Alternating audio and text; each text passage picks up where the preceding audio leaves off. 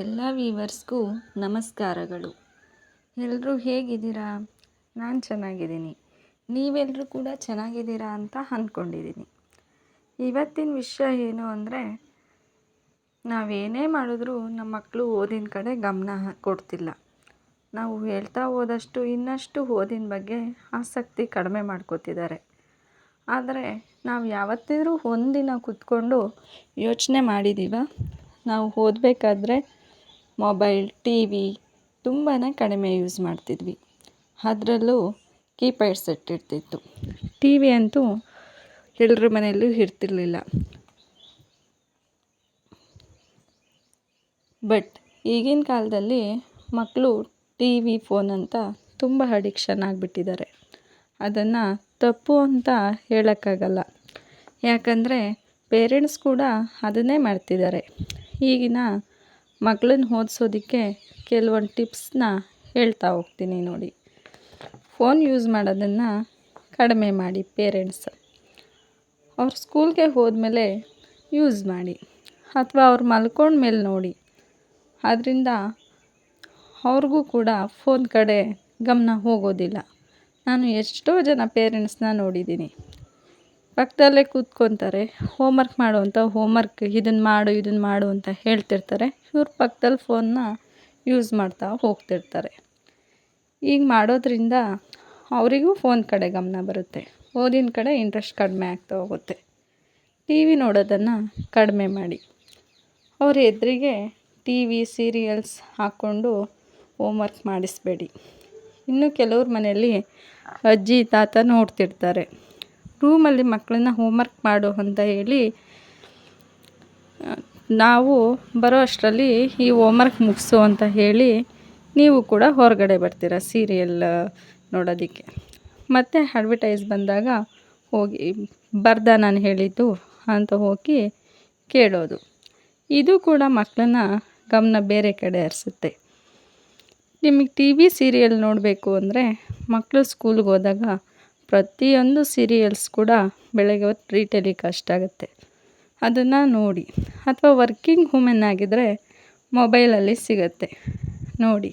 ಮಕ್ಕಳ ಭವಿಷ್ಯಕ್ಕಿಂತ ಸೀರಿಯಲ್ ಏನು ದೊಡ್ಡದಲ್ಲ.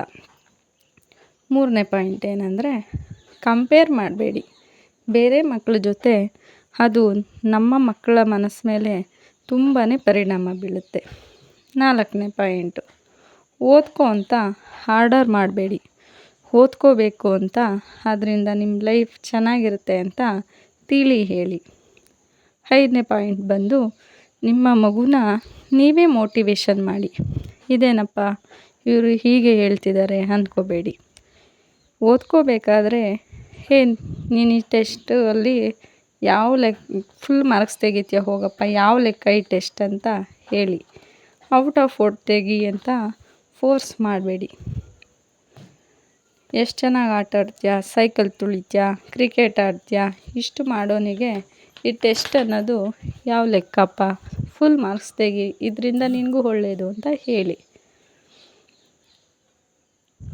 ನಿಮಗೆ ನೆನಪಿದೆಯೋ ಇಲ್ವೋ ಗೊತ್ತಿಲ್ಲ, ಆವಾಗ ನಾವು ಓದಬೇಕಾದ್ರೆ ಟ್ರೈನಿಂಗ್ ಟೀಚರ್ಸು ಟೆಸ್ಟ್ ಕೊಡ್ತಿದ್ರು. ಆವಾಗ ಫಸ್ಟ್ ಬಂದವರಿಗೆ ಜಾಮೆಟ್ರಿ, ಪೆನ್ಸಿಲ್ ಅಥವಾ ಏನಾದರೂ ಒಂದು ಗಿಫ್ಟ್ ಕೊಡ್ತಿದ್ರು. ಆದ್ದರಿಂದ ನಮಗೆ ಏನು ಅನಿಸ್ತಿತ್ತು, ಅವ್ರು ನಾಳೆ ಟೆಸ್ಟ್ ಅಂತ ಹೇಳಿದ್ರೆ ಸಾಕು, ಯಾರು ಹೇಳೋದೇ ಬೇಡ, ನಾವು ಚೆನ್ನಾಗಿ ಓದ್ಕೊಂಡು ಹೋಗ್ತಿದ್ವಿ. ಹಂಗಂತ ನಾನು ಅವ್ರಿಗೆ ಡೈಲಿ ಗಿಫ್ಟ್ ಕೊಡಿ ಅಂತ ಹೇಳ್ತಿಲ್ಲ. ನೀವು ಅವ್ರಿಗೆ ಹೇಳಿ, ಮೋಟಿವೇಶನ್ ಮಾಡಿ, ಈ ಥರ ಓದಿದ್ರೆ ಕಾನ್ಫಿಡೆನ್ಸ್ ಬರುತ್ತೆ ಅಂತ ಅವರಲ್ಲಿ ಹೇಳ್ತಾ ಹೋಗಿ. ನೀನು ಓದ್ತೀಯಾ ಅಂತ ಅವ್ರ ಎದುರಿಗೆ ಪದೇ ಪದೇ ಹೇಳಬೇಕು. ಅದನ್ನು ಬಿಟ್ಟು ನೀನು ಓದಲ್ಲ ಬಿಡು ಹಿಂಗಾದರೆ ಅಂತ ಹೇಳ್ತಾ ಹೋಗಬೇಡಿ. ಅವ್ರಿಗೆ ನೀವು ಹೇಳೋ ಮಾತುಗಳು ಓದೋದಕ್ಕೆ ಹುಮ್ಮಸ್ಸು ಬರೋ ಥರ ಇರಬೇಕು. ಡಿಮೋಟಿವೇಟ್ ಮಾಡಬೇಡಿ. 6ನೇ ಪಾಯಿಂಟು, ನನಗೆ ಗೊತ್ತು ಬಿಡು, ನೀನು ಈ ಸರಿ ಎಷ್ಟು ತೆಗಿತೀಯ ಅಂತ, ಏನೂ ಓದಲ್ಲ, ಬರೀ ಟಿ ವಿ ಫೋನ್ ಹೀಗೆ ಓದಿದ್ರೆ ನೀನು ಈ ಸರಿ ಪಾಸ್ ಆಗಲ್ಲ ಅಂತ ಹೇಳಿದಾಗ ಅವ್ರ ಅರ್ಧ ಕಾನ್ಫಿಡೆನ್ಸು ನೀವೇ ಹಾಳು ಮಾಡಿದಾಗುತ್ತೆ. 7 ಪಾಯಿಂಟು, ಯಾರಾದರೂ ಅವ್ರ ಮಕ್ಕಳನ್ನ ಹೊಗಳಿದ್ರೆ ನಿಮ್ಮ ಮಕ್ಕಳನ್ನ ಅವ್ರ ಎದುರಿಗೆ ನೋಡು ನೀನು ಇದೆಯಾ ಅಂತ ವ್ಯಂಗ್ಯ ಮಾಡಬೇಡಿ. 8ನೇ ಪಾಯಿಂಟು, ಮಕ್ಕಳನ್ನು ಖುಷಿಪಡಿಸಿ. ಅಂದರೆ ಸ್ಕೂಲಲ್ಲಿ 10 ಮಾರ್ಕ್ಸ್ ಟೆಸ್ಟ್ ಇರುತ್ತೆ ಅಂದ್ಕೊಳ್ಳಿ.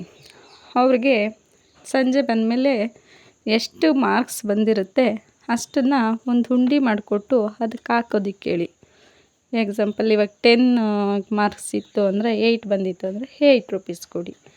ಹಾಗೆ ಪ್ರತಿದಿನ ಪ್ರತಿ ವೀಕ್ ಮಾಡ್ತಾ ಬನ್ನಿ. ಅವ್ರು ಫೈನಲ್ ಎಕ್ಸಾಮ್ ಬರೋಷ್ಟೊತ್ತಿಗೆ ಅವರು ಖಂಡಿತವಾಗ್ಲೂ ಓದೋದಕ್ಕೆ ಟ್ರೈ ಮಾಡ್ತಾರೆ. ಯಾಕೆ ಅಂದರೆ ಅಮ್ಮ ಅಮೌಂಟ್ ಕೊಡ್ತಾರೆ, ಅದನ್ನು ನಾನು ಹುಂಡಿಲಿ ಹಾಕಿ ಏನಾದರೂ ತೊಗೋಬೇಕು ಅಂತ. ಮಕ್ಕಳಿಗೆಲ್ಲ ತುಂಬ ಚಿಕ್ಕ ಚಿಕ್ಕ ಆಸೆ, ಅದೇ ಅವರಿಗೆ ದೊಡ್ಡ ಆಸೆ. ಸ್ಕೂಲಿಂದ ಬಂದ ತಕ್ಷಣ ಹಗ್ ಮಾಡಿ. 9ನೇ ಪಾಯಿಂಟು, ಬಂದೆ ಪುಟ್ಟ ಅಂತ ಒಂದು ಸ್ಮೈಲ್ ಕೊಡಿ. ಡ್ರೆಸ್ ಚೇಂಜ್ ಮಾಡಿ ಊಟ ಮಾಡೋವರೆಗೆ ಟಿ ವಿ ನೋಡೋದಕ್ಕೆ ಬಿಡಿ. ಬಾಕ್ಸ್ ಖಾಲಿ ಮಾಡಿದ್ಯಾ ಇವತ್ತು, ಎಷ್ಟು ಹೋಮ್ವರ್ಕ್ ಕೊಟ್ಟರು, ಹೋಮ್ವರ್ಕ್ ಕೊಟ್ಟಿದ್ದಾರಾ ಅಂತ ವ್ಯಾನ್ ಇಳ್ದಿದ ತಕ್ಷಣ ಕೇಳಬೇಡಿ. ನಾವು ಅಂದ್ಕೊಂಡಿದ್ದೀವಿ ಅವ್ರದ್ದೇ ಆದ ಟೆನ್ಷನ್ಸ್ ಅವ್ರಿಗೂ ಸ್ಕೂಲಲ್ಲಿ ಇದ್ದೇ ಇರುತ್ತೆ. ಫ್ರೆಂಡ್ಸ್ ಏನೋ ಅಂದಿರ್ತಾರೆ ಅಥವಾ ಟೀಚರ್ಸ್ ಏನೋ ಅಂದಿರ್ತಾರೆ, ಏನೋ ಫ್ರೆಂಡ್ಸ್ ಜೊತೆ ಕ್ಲ್ಯಾಶ್ ಆಗಿರುತ್ತೆ ಅಥವಾ ಏನೋ ಪಾಠ ಅವ್ರಿಗೆ ಅರ್ಥ ಆಗಿರಲ್ಲ. ಹೀಗೆ ಹಲವಾರು ಪ್ರಾಬ್ಲಮ್ಸು 6 ವಯಸ್ಸಿಗೆ ತಕ್ಕನಾಗೆ ಅವ್ರಿಗಿದ್ದೇ ಇರುತ್ತೆ. ಅದನ್ನು ನಾವೇ ಅರ್ಥ ಮಾಡ್ಕೊಬೇಕು. ಅದನ್ನು ಬಿಟ್ಟು ಬಂದ ತಕ್ಷಣ ಅವ್ರಿಗೆ ರಿಲ್ಯಾಕ್ಸ್ ಆಗೋಕ್ಕೂ ಬಿಡದೆ ಇನ್ನು ವ್ಯಾನ್ ಇಳಿತಿದ್ದಂಗೆ ಟೆನ್ಷನ್ ಕೊಡಬಾರ್ದು. ಸಂಜೆ 10ನೇ ಪಾಯಿಂಟು, ಸಂಜೆ ಒಂದು 10 ಮಿನಿಟ್ಸ್ ವಾಕ್ ಕರ್ಕೊಂಡೋಗಿ. ನಿಮ್ಮ ಮನೆ ಹತ್ರನೇ ಒಂದು 15 ಮಿನಿಟ್ಸ್ ಅವ್ರನ್ನ ವಾಕ್ ಕರ್ಕೊಂಡು ಹೋಗ್ತಾ ಕೇಳಿ. ಆವಾಗ ಇವತ್ತಿನ ದಿನ ಹೇಗಿತ್ತು, ಸ್ಕೂಲ್ ಹೇಗಿತ್ತು, ನೀನು ಏನು ಹೋಮ್ವರ್ಕ್ ಮಾಡಿದೆ, ಏನು ಹೋಮ್ವರ್ಕ್ ಕೊಟ್ಟಿದ್ದಾರೆ ಅಂತ ಕೇಳಿ. ಆವಾಗ ಅವರು ಎಲ್ಲವನ್ನು ಖುಷಿಯಿಂದ ಹೇಳ್ತಾ ಹೋಗ್ತಾರೆ. ಅದೇ ನೀವು ವ್ಯಾನಿಂದ ಬಂದಿದ್ದ ತಕ್ಷಣ ಕೇಳಿ, ಪ್ರೆಷರಿಂದ ಹೇಳ್ತಾ ಹೋಗ್ತಾರೆ. ಮತ್ತು ಹೇಳಿ, ಇವಾಗ ವಾಕಿಂದ ಹೋಗಿದ ತಕ್ಷಣ ಮನೆಗೆ ಹೋಗಿ ಮುಖ ತೊಳ್ಕೊಂಡು ಬೇಗ ಹೋಮ್ವರ್ಕ್ ಮುಗಿಸು, ಟಿ ವಿ ನೋಡು, ರಿಲ್ಯಾಕ್ಸ್ ಮಾಡು ಅಂತ ನೀವೇ ಅವ್ರಿಗೆ ಹೇಳಿದಾಗ ಹೌದಲ್ವಾ, ನಾನು ಬೇಗ ಹೋಮ್ವರ್ಕ್ ಮುಗಿಸಿದ್ರೆ ಬೇಗ ಟಿ ವಿ ನೋಡ್ಬೋದು ಅಂತ ಅವ್ರಿಗೆ ಆಸೆ ಹುಟ್ಟುತ್ತೆ. ಮತ್ತು 11ನೇ ಪಾಯಿಂಟು, ಬೆಳಗ್ಗೆ ಎಬ್ಬಿಸೋ ಟೈಮಲ್ಲಿ ನಿಧಾನಕ್ಕೆ ಪ್ರೀತಿಯಿಂದ ಎಬ್ಬಿಸಿ. ಇದು ಸ್ವಲ್ಪ ಪೇರೆಂಟ್ಸ್ಗೆ ಕಷ್ಟನೇ. ಹೇಗೆ ಅಂದರೆ ಮಕ್ಕಳು ಎಬ್ಬಿಸಿದ ತಕ್ಷಣ ಎದ್ದೊಳ್ಳಲ್ಲ. ಹಾಗಂತ ನಾವು ಅವರಿಗೆ ಟೆನ್ಷನ್ ಕೊಟ್ಟು ಎಬ್ಬಿಸ್ಬಾರ್ದು. ಟೈಮ್ ಆಯ್ತು ಎದ್ದೋಳು, ವ್ಯಾನ್ ಬಂದುಬಿಡ್ತು, ಇನ್ನೇನು ವ್ಯಾನ್ ಬಂದುಬಿಡುತ್ತೆ, ಇನ್ನೇನು ರೆಡಿ ಆಗೋದು ಯಾವಾಗ, ತಿಂಡಿ ತಿನ್ನೋದು ಯಾವಾಗ, ಊಟ ಮಾಡೋದು ಯಾವಾಗ ಅಂತ ಪ್ರೆಷರ್ ಹಾಕಿ ಎಬ್ಬಿಸ್ಬೇಡಿ. ಎದ್ದೋಳು ಪುಟ್ಟ, ಟೈಮ್ ಆಗುತ್ತೆ ಸ್ಕೂಲ್ಗೆ ಅಂತ ಅದನ್ನೇ ಪ್ರೀತಿಯಿಂದ ಹೇಳಿ ಎಬ್ಬಿಸಿ. 12ನೇ ಪಾಯಿಂಟು, ಡೈಲಿ ಬೆಳಗ್ಗೆ ಸ್ಕೂಲ್ಗೆ ಹೋಗುವಾಗ ಬಾಯಿ ಜೊತೆ ಒಂದು ಆಲ್ ದ ಬೆಸ್ಟ್ ಹೇಳಿ. ಅದು ಅವ್ರಿಗೆ ಏನೋ ಒಂಥರ ಖುಷಿಯಾಗುತ್ತೆ. ಯಾವಾಗಾದ್ರೂ ಎಕ್ಸಾಮ್ಗೆ ಹೋಗ್ಬೇಕಾದ್ರೆ ಆಲ್ ದ ಬೆಸ್ಟ್ ಅಂತ ಹೇಳಿದಾಗ ಅವ್ರಿಗೆ ಎಷ್ಟು ಖುಷಿಯಾಗುತ್ತೆ ನೋಡಿ. ಅದನ್ನು ಪ್ರತಿದಿನ ಮಾಡ್ತಾ ಹೋಗಿ. ಅವರು ಆವಾಗ ಕಷ್ಟಪಟ್ಟು ಓದೋದಿಲ್ಲ, ಇಷ್ಟಪಟ್ಟು ಓದ್ತಾರೆ. ನನ್ನ ಮಾತು ನಿಮಗೆ ಸ್ವಲ್ಪ ಆದರೂ ಇಷ್ಟ ಆಗಿದರೆ ಒಂದು ಲೈಕ್ ಕೊಟ್ಟು ಫ್ರೆಂಡ್ಸ್ ಆ್ಯಂಡ್ ಫ್ಯಾಮಿಲಿಗೆ ಶೇರ್ ಮಾಡಿ.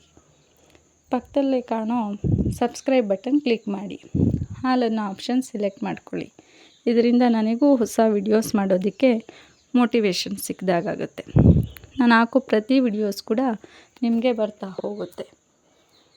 ಬಾಯ್, ನೆಕ್ಸ್ಟ್ ವಿಡಿಯೋದಲ್ಲಿ ಸಿಗೋಣ.